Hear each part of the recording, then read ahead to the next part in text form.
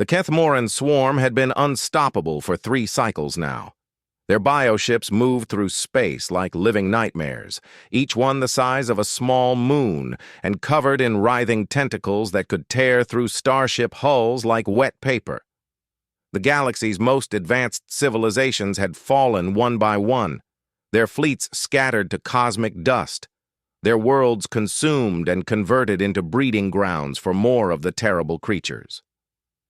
Commander Xylith of the Confederation Defense Force pressed her 6-fingered hands against the tactical display aboard her flagship. The holographic representation showed the grim reality they all faced. Red markers indicated fallen systems, and they vastly outnumbered the few remaining green ones that still held free life.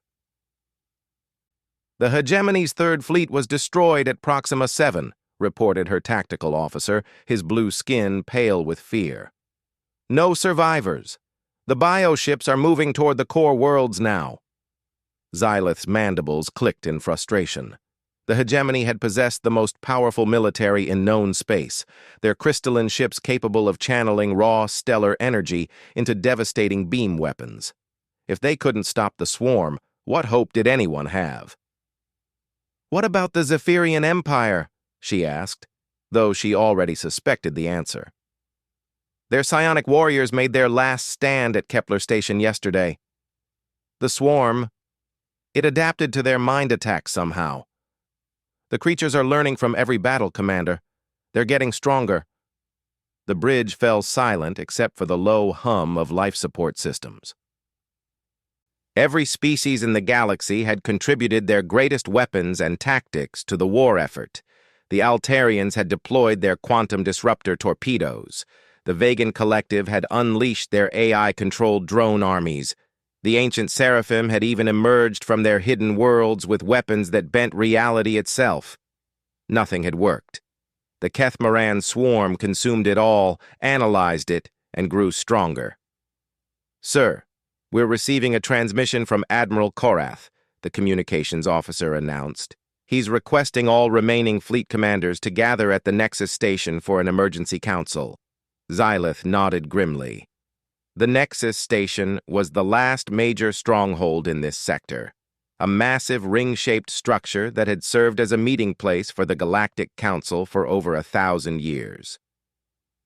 If they were calling everyone there, it meant they were preparing for either a final desperate plan or a formal surrender. The journey to Nexus Station took 2 standard days, during which reports continued to flood in of more systems falling to the swarm. The bioships moved with terrifying coordination, striking multiple targets simultaneously and cutting off escape routes with surgical precision. Whatever intelligence guided them was beyond anything the galaxy's greatest minds could comprehend. When Xylith arrived at the station, she was shocked by what she saw. The massive docking bays that once held hundreds of ships from dozens of species now contained maybe 30 vessels, and most of those were heavily damaged. Scorch marks and hastily welded patches told the story of desperate battles and narrow escapes. The council chamber felt emptier than a tomb.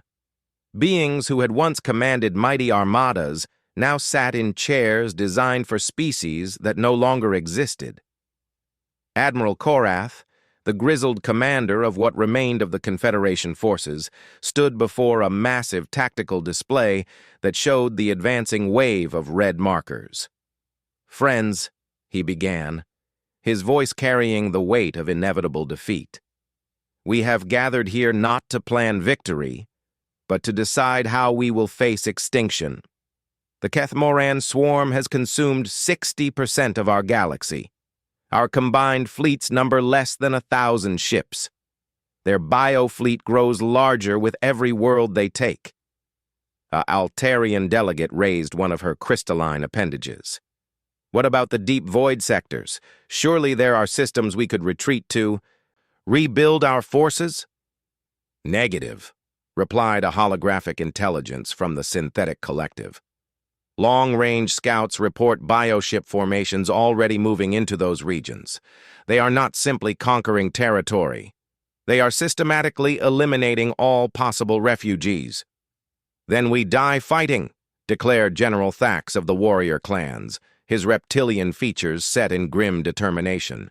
Better to fall in battle than be consumed alive. As the debate continued, Xylith noticed something odd on the long-range sensors. A faint energy signature was approaching from the galactic rim, from a direction where no known civilizations existed. She enhanced the display, trying to get a clearer reading. "Admiral," she called out, interrupting the discussion, "I'm detecting an unknown vessel approaching our position." The chamber fell silent as all eyes turned to the sensor display. The energy signature was unlike anything in their databases. It wasn't the bioelectric patterns of the swarm, nor did it match any known technology. "Could it be survivors from one of the fallen sectors?" asked a Vegan representative. "Negative. The signature is completely foreign. The ship appears to be traveling at speeds that should be impossible for vessels of its size." Admiral Korath's expression darkened. "If the swarm has developed new bioship variants, we need to evacuate immediately." But as they watched, the approaching vessel began transmitting on standard galactic communication frequencies. The message that came through was in a language none of them recognized, but the universal translator eventually processed it. "This is Captain Sarah Chen of the Earth vessel Indomitable. We received your distress signals and are responding. Requesting permission to dock and discuss the current threat situation." The silence in the chamber was deafening. Earth was a legend, a mythical world mentioned in some of the oldest archaeological records. According to ancient texts, it was supposedly the origin point of a species that had vanished from galactic affairs so long ago that most considered them extinct or fictional. "This must be a trap," whispered the synthetic collective representative. "The swarm is known to use deception tactics." But Xylith enhanced the sensor readings further and gasped. The approaching ship wasn't organic like the bioships. It was clearly artificial, constructed from metals and composites, but it was massive, larger than most space stations, bristling with weapons systems that didn't match any known technology. "Admiral," she said quietly, "I recommend we allow them to dock. If this is genuine, they might have information or capabilities we need.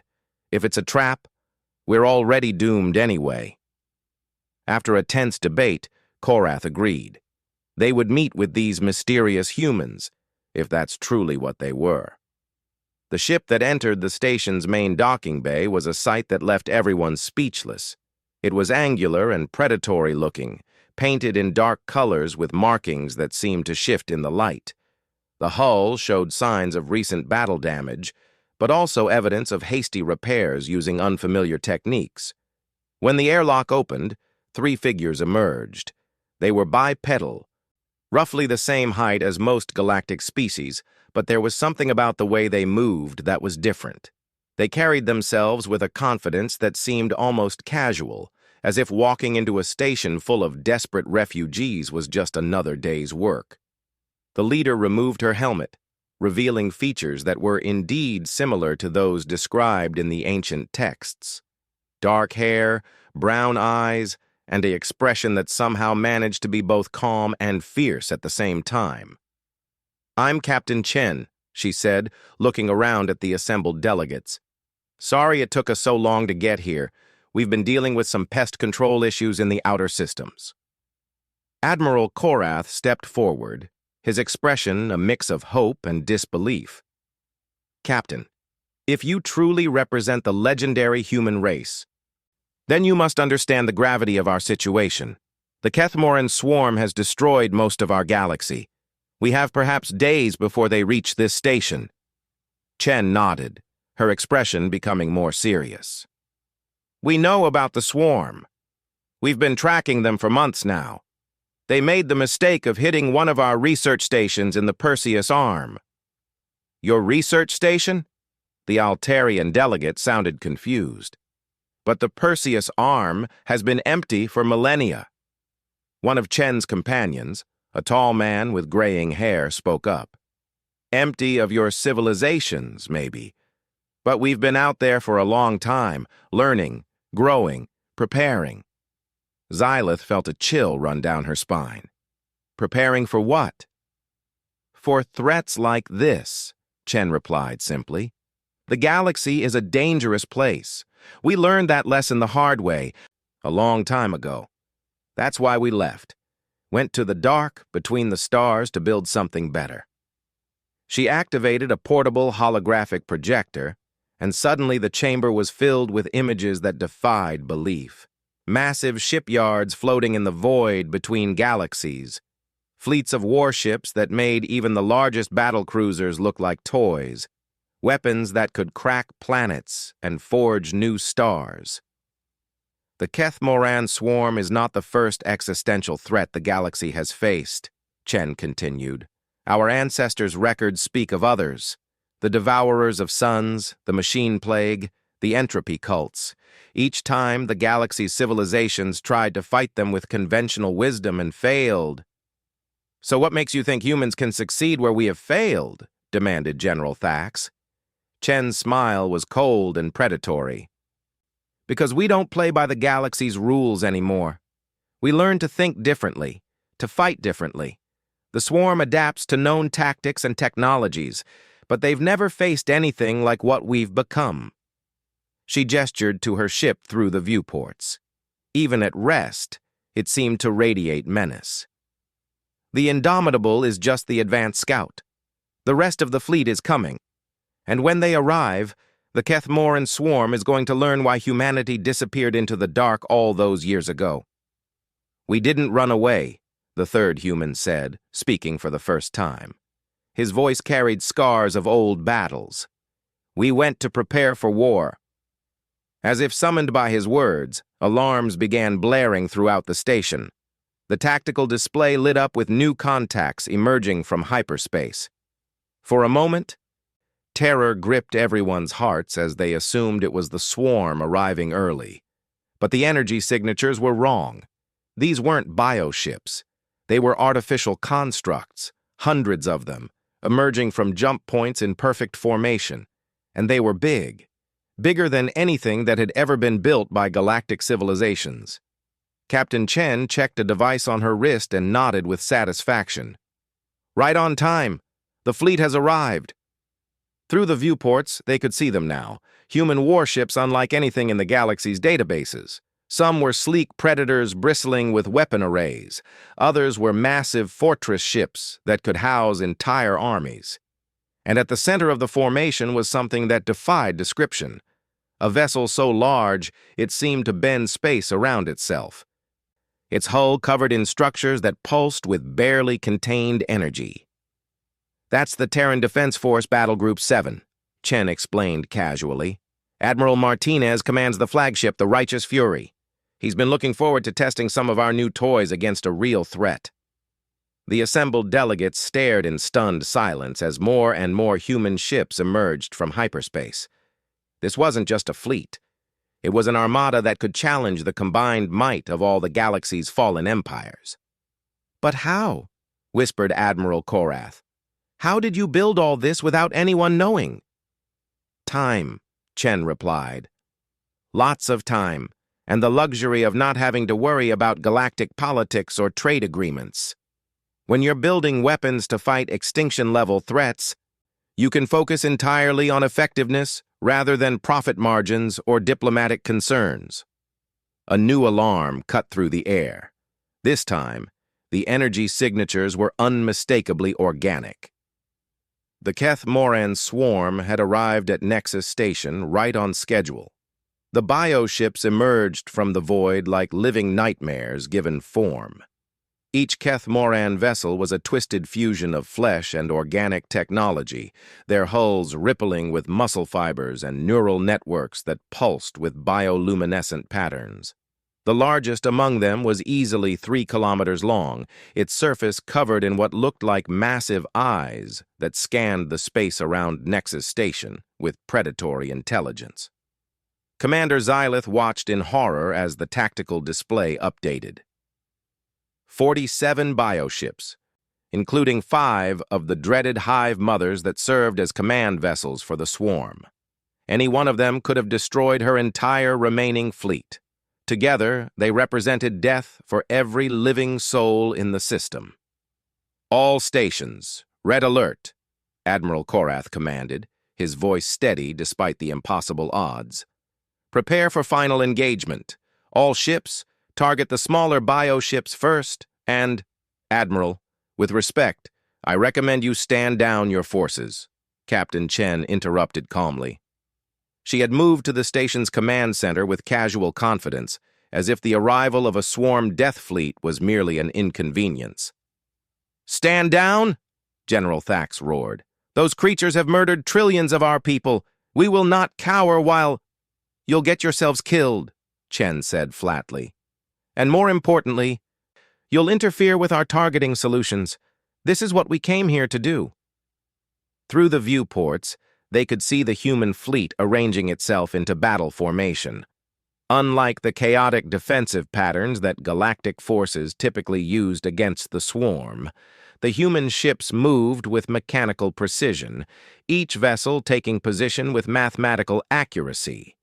The smaller vessels formed a protective screen around the massive flagship, while medium cruisers positioned themselves at specific intervals that seemed to follow some incomprehensible tactical doctrine. "Captain," Xylith said urgently, "you have perhaps 60 ships.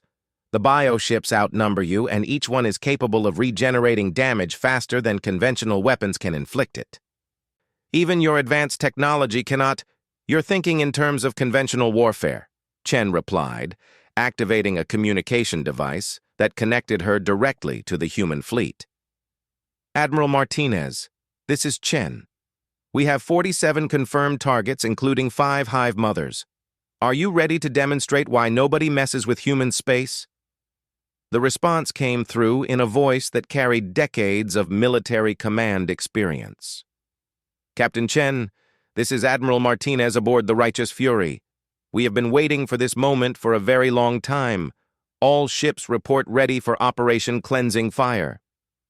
"What is Operation Cleansing Fire?" Admiral Korath asked, but Chen simply smiled and pointed to the tactical display. The human formation was changing again. The massive flagship at the center began to unfold like a mechanical flower, revealing weapon arrays that had been hidden within its hull. Energy readings spiked beyond anything the station's sensors could accurately measure. Whatever those weapons were, they operated on principles that galactic science couldn't even classify. "The thing about the Kethmoran swarm," Chen explained casually, "is that they're essentially biological computers. They analyze threats, adapt to them, and develop countermeasures. It's a very effective strategy against known technologies and tactics." On the display, the bioships had finished their own formation. They moved like a school of predatory fish, surrounding the human fleet with flowing, organic coordination. Tendrils of energy began crackling between them as they prepared to launch their devastating bioplasma attacks. "But," Chen continued, "their adaptation protocols have a fatal flaw. They can only develop countermeasures to technologies and tactics they can understand and analyze. What happens when you hit them with something completely outside their experience?" The first Kethmoran attack came as expected. Streams of corrosive bioplasma erupted from dozens of the creatures, targeting what appeared to be the most vulnerable human ships. The attacks were coordinated perfectly, designed to overwhelm shields and destroy multiple targets simultaneously. They never reached their targets. The space around the human fleet suddenly filled with what looked like tears in reality itself. The bioplasma streams struck these distortions and simply vanished, as if they had never existed. The station's sensors registered impossible readings: negative energy, inverted mass, temporal distortions that lasted only microseconds but bent the laws of physics. "Dimensional deflectors," Chen said matter-of-factly. "The bioplasma gets redirected into pocket dimensions where it can't hurt anyone. Very handy against enemies that rely on energy-based attacks." The Kethmoran responded instantly, just as Chen had predicted. The bioships began altering their attack patterns, switching to physical projectile weapons, bone-like spikes that they launched from organic cannons. These couldn't be deflected by dimensional manipulation. Phase 2. Admiral Martinez's voice came through the communication system. All ships, activate kinetic barriers. Now, the space around the human ships shimmered with a different kind of distortion. The organic projectiles struck what appeared to be empty space and shattered into fragments that drifted harmlessly away. The projectiles hadn't been stopped by armor or shields. They had been robbed of their kinetic energy, leaving them too weak to cause damage. Energy absorption fields, Chen explained to the stunned observers. The kinetic energy from their projectiles gets converted and fed into our power systems. The harder they hit us, the stronger we become. Xylith stared in disbelief. But this is impossible. These technologies, they violate fundamental principles of physics. Not violate, Chen corrected. Expand. When you spend centuries studying the universe from outside galactic civilization, you learn that the fundamental principles aren't as fundamental as everyone thinks. Reality is much more flexible than your textbooks suggest. The Keth Moran were adapting again. The bioships began morphing, their organic hulls sprouting new weapons and defensive measures. Some grew thick armor plating. Others developed what looked like organic versions of energy shields. The hive mothers began pulsing with deep rhythmic lights as they coordinated a new attack strategy. Interesting, Admiral Martinez's voice carried a note of satisfaction. They're trying to develop hybrid biological technological defenses. Let's see how they handle this. All ships, prepare to fire the reality anchors. Reality anchors? General Thax asked, but Chen was no longer paying attention to the questions. She was focused on the tactical display, watching as the human ships began charging weapons that registered as somehow being both there and not there simultaneously. The first human weapon discharge was nothing like the energy beams or projectile weapons that galactic civilizations used. Space itself seemed to ripple around the target bioship, and suddenly the creature simply stopped. Not destroyed, not damaged, stopped.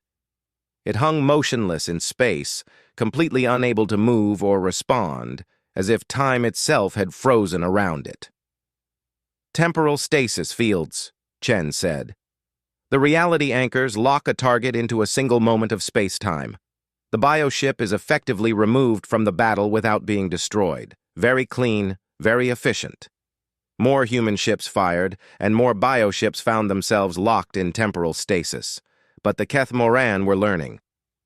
The remaining creatures began emitting some kind of chronoton interference, trying to disrupt the temporal weapons. They're adapting to our temporal manipulation, reported a voice from the human fleet. Recommend switching to Protocol 7. Confirmed, Admiral Martinez replied. All ships, activate the probability scramblers. This time, when the human weapons fired, the effects were even more bizarre. One bioship suddenly found itself occupying the same space as another bioship, resulting in a catastrophic collision that destroyed both. Another bioship attempted to fire its weapons and somehow managed to shoot itself. A third bioship tried to change course and ended up flying directly into a nearby asteroid that hadn't been there a moment before. What just happened? Admiral Korath whispered.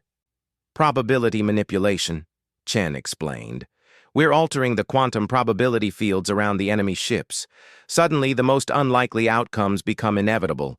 Their weapons malfunction, their navigation fails, they run into things that should have been easy to avoid. The battle was turning into something that defied all logic and military doctrine.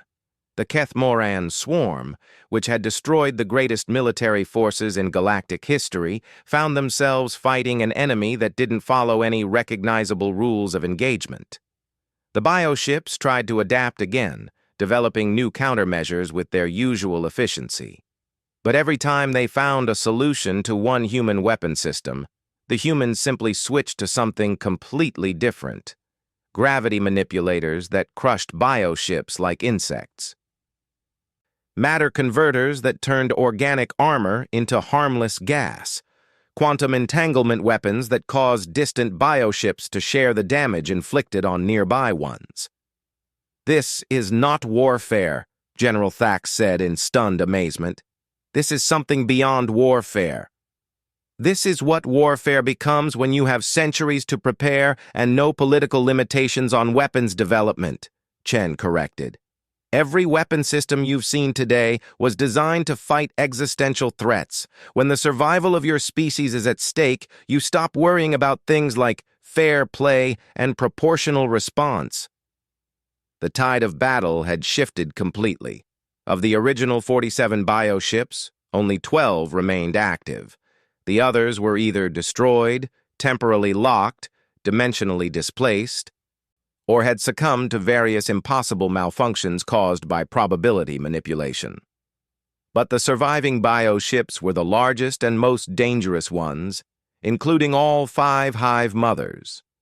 These creatures represented the absolute peak of Cathamoran evolution, each one capable of learning and adapting faster than entire fleets of smaller bioships. "Admiral," Chen said into her communicator, "recommend you bring out the big guns now. The hive mothers are about to try something desperate." As if responding to her words, the 5 remaining hive mothers began connecting to each other with streams of bioelectric energy. They were linking their consciousness, creating a combined intelligence that could process information and develop countermeasures at an exponentially faster rate. "Acknowledged, Captain.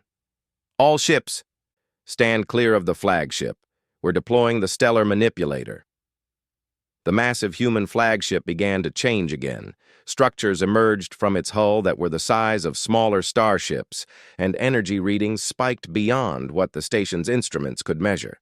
Space itself began to distort around the vessel as it prepared to unleash something that made all their previous weapons look like toys. "What is a stellar manipulator?" Xylith asked, though she wasn't sure she wanted to know the answer. Chen's expression became serious for the first time since the battle began. "It's a weapon that turns stars into ammunition. Admiral Martinez is about to show the hive mothers what happens when you threaten human civilians." The flagship fired, but instead of launching a projectile or energy beam, it seemed to reach across space and grab something from the system's star. A tendril of stellar plasma contained within impossible force fields stretched from the star to the human ship and then onward toward the connected hive mothers. When the stellar fire touched the bioships, they didn't just die. They were consumed, converted into energy and matter that fed back into the star itself. The entire process took less than 30 seconds, but when it was over, 5 of the most dangerous creatures in the galaxy had been reduced to their component atoms and returned to the stellar fires from which all life had originally emerged. The remaining bioships, suddenly cut off from their guiding intelligence, seemed to go into shock. Without the hive mothers to coordinate them, they reverted to basic survival instincts, which, when faced with an enemy that could manipulate stars, meant immediate retreat. The surviving Cathamoran vessels fled the system at maximum speed, broadcasting distress signals on bioelectric frequencies that would warn the rest of the swarm about this new and terrifying threat. "Let them run," Admiral Martinez said over the communication system. "Let them tell the rest of the swarm what they've seen here. Fear is a weapon too, and sometimes it's the most effective one." As the bioships disappeared into hyperspace, the human fleet began collecting data from the battle. The engagement had lasted less than 2 hours, but in that time, they had demonstrated technologies that completely revolutionized the concept of warfare. "Captain Chen," Admiral Korath said quietly, "I think I speak for all of us when I say that we owe humanity a debt we can never repay. But I must ask, what happens now? The swarm will adapt to what they've learned here. They'll develop new countermeasures." Chen nodded. "They'll try. But that's the beauty of our strategy. Everything you saw today, the dimensional deflectors, the temporal weapons, the probability scramblers, those are just our standard defensive systems. We haven't even started using our real weapons yet." 3 weeks after the battle at Nexus Station, the galaxy held its breath. Reports flooded in from across known space as the human fleet systematically hunted down every remaining Kethmoran concentration.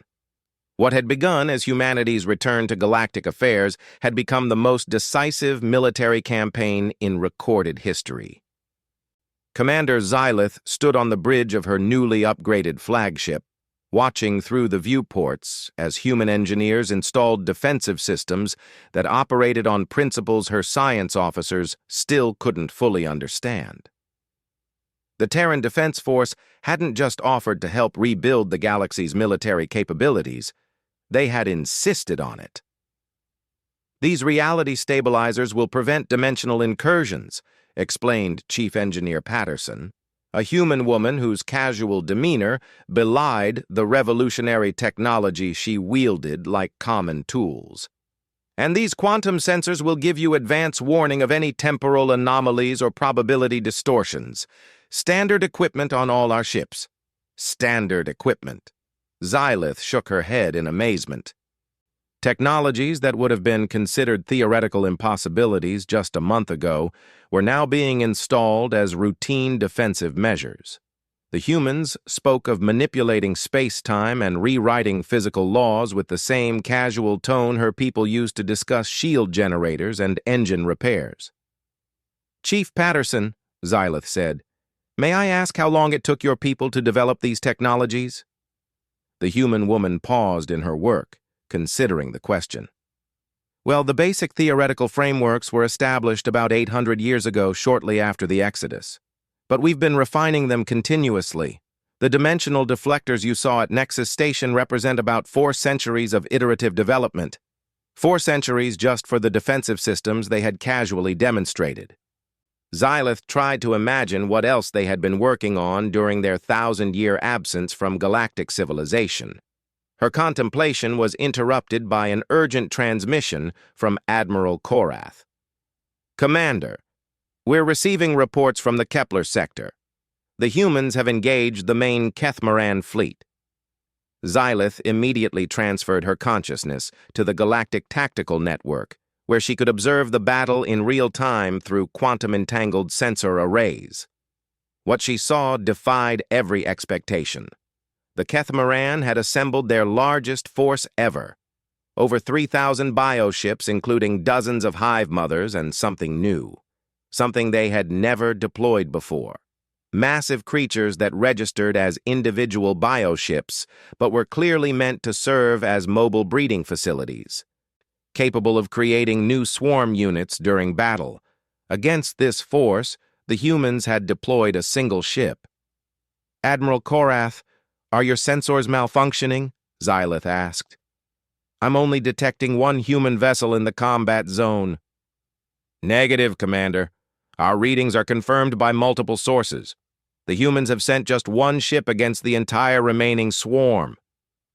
The vessel in question was unlike anything they had seen before.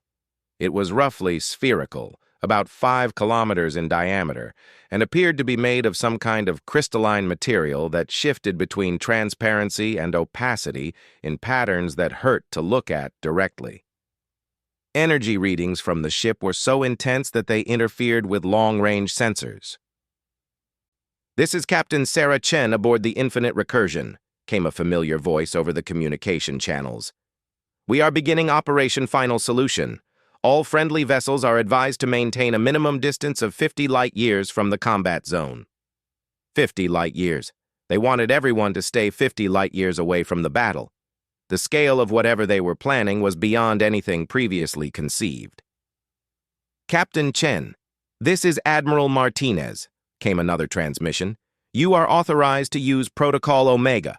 Good hunting." Protocol Omega. None of the galactic observers knew what that meant, but there was something in Admiral Martinez's tone that suggested finality. This wasn't just another weapons test or tactical demonstration, this was an ending. The Kethmoran fleet had spread itself across several solar systems, using their usual tactics of overwhelming force and coordinated strikes. They had learned from their defeat at Nexus Station and adapted their strategies accordingly. Bioships had developed new armor that could resist temporal manipulation.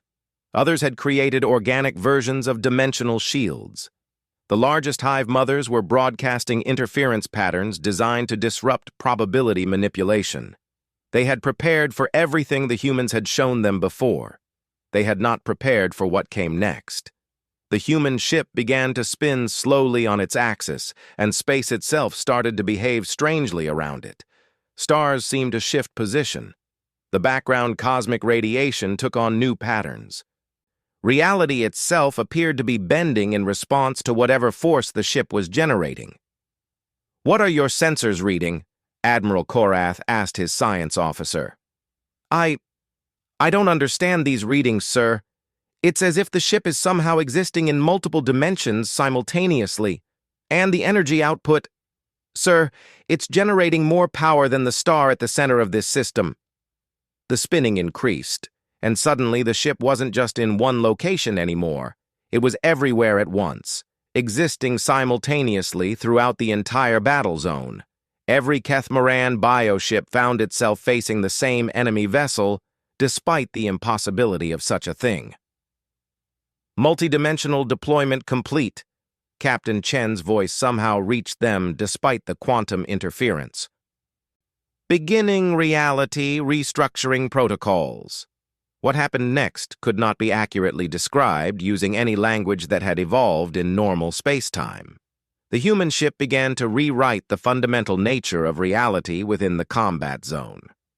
Physical laws that had governed the universe since its creation were suspended, altered, or replaced with new ones that served the ship's tactical requirements. In one region of space, gravity began working backward, causing Kethmaran bioships to be repelled away from each other and torn apart by the sudden change in physics. In another area, time started flowing in multiple directions simultaneously, creating causality loops that caused bioships to be destroyed by their own future actions. But the most terrifying change was to the nature of life itself. The humans had somehow altered the fundamental properties that allowed organic matter to exist. The bioships began to dissolve, not through any kind of weapon, but because the universe itself no longer recognized them as possible. "They're rewriting reality," whispered the science officer. "They're actually changing the basic physical laws that govern existence." The Kethmoran tried to adapt, as they always did. But how do you adapt to having the universe itself turned against you? How do you develop countermeasures when the enemy can simply change what it means to exist? The answer was simple. You can't. Within an hour, the entire Kethmaran swarm had been eliminated. Not destroyed in the conventional sense, but edited out of existence by alterations to reality itself. The only evidence that they had ever existed was the empty space where their bioships had been and the confused readings on sensors that were trying to process events that should have been impossible. "Operation Final Solution complete," Captain Chen reported with the same casual tone she might have used to announce the completion of routine maintenance. "All Kethmaran forces have been neutralized. Reality has been restored to standard parameters." The silence that followed was profound. Every species in the galaxy was trying to process what they had just witnessed. The humans hadn't just defeated the swarm, they had demonstrated the ability to rewrite the fundamental nature of existence itself. "Captain Chen," Admiral Korath finally managed to say, "on behalf of all free peoples in the galaxy, I must express our gratitude. But I also must ask, why? Why did humanity develop such incredible power only to use it to save civilizations that barely knew you existed?" The response took several minutes to arrive, and when it did, it carried a weight of history and purpose that resonated across space. "Admiral, 1,000 years ago, when humanity first ventured into the galaxy, we were young and naive. We believed that intelligence and good intentions were enough to ensure peace and prosperity. We learned differently when we encountered the first existential threat, the entropy cults that sought to return the universe to primordial chaos." Captain Chen paused, And in that silence, the assembled listeners could almost feel the weight of ancient tragedy. We weren't ready. We couldn't protect the civilizations that had welcomed us. Entire species were erased from existence while we scrambled to understand threats that operated beyond our comprehension. The guilt of that failure drove us to make a choice. We could stay and watch more civilizations fall to threats we couldn't handle, or we could leave and prepare for the next time. The transmission continued, painting a picture of humanity's self-imposed exile that was both noble and heartbreaking. We spent 1,000 years in the void between galaxies, studying threats that the inhabited galaxy had never imagined. We learned to fight things that existed outside normal space-time, entities that fed on the collapse of physical laws, forces that could unmake reality itself. Every weapon system you've seen, every impossible technology we've deployed, was developed to fight enemies that make the Keth-Moran swarm look like primitive animals. Admiral Korath absorbed this information with growing understanding. You were preparing for the next existential threat. We were preparing for all of them, Chen confirmed, because we made ourselves a promise during those dark years after the Entropy War. Never again would we be too weak to protect the innocent. Never again would we stand by and watch civilizations burn because we lacked the power to save them. As if summoned by her words, new contacts began appearing on sensors throughout the galaxy. Human ships, thousands of them, emerging from hyperspace at strategic locations, not warships this time, but construction vessels, science ships, and colony transports. The infrastructure of an entire hidden civilization revealing itself to offer aid and protection. The Terran Defense Force is hereby establishing permanent protection protocols for all civilized worlds, Admiral Martinez announced on open channels. No species will face extinction alone. No civilization will fall to existential threats while humanity has the power to prevent it. In the days that followed, the galaxy began to transform. Human technology didn't just defend against threats. It elevated the defensive capabilities of every species willing to accept help. Worlds that had been left defenseless by the swarm found themselves protected by reality anchors and dimensional barriers. Trade routes were secured by temporal patrol ships that could respond to emergencies before they technically happened. But perhaps the most significant change was philosophical. The galaxy had been shown that the universe was far stranger and more dangerous than anyone had imagined, but also that intelligence and determination could overcome even the most impossible odds. Commander Xylith stood on the observation deck of her upgraded flagship, watching human engineers install the final components of her new defensive systems. Through the viewport, she could see other ships from dozens of species, all receiving similar upgrades, all becoming part of a galaxy-wide network of mutual protection. "Chief Patterson," she said to the human engineer, "may I ask what comes next? The swarm is gone, but you mentioned other threats. Are we truly safe now?" The human woman smiled, an expression that somehow managed to be both reassuring and ominous. "Commander, the universe is full of things that want to unmake everything we hold dear. But for the first time in galactic history, we're not facing them alone. Humanity came back not to conquer or rule, but to ensure that civilization itself survives whatever comes next." She gestured toward the viewport, where more human ships continued to arrive, each one carrying defensive technologies that had been refined through centuries of preparation for the unthinkable. The galaxy used to live in fear of existential threats because you faced them with conventional wisdom and limited power. But we've moved beyond conventional limitations.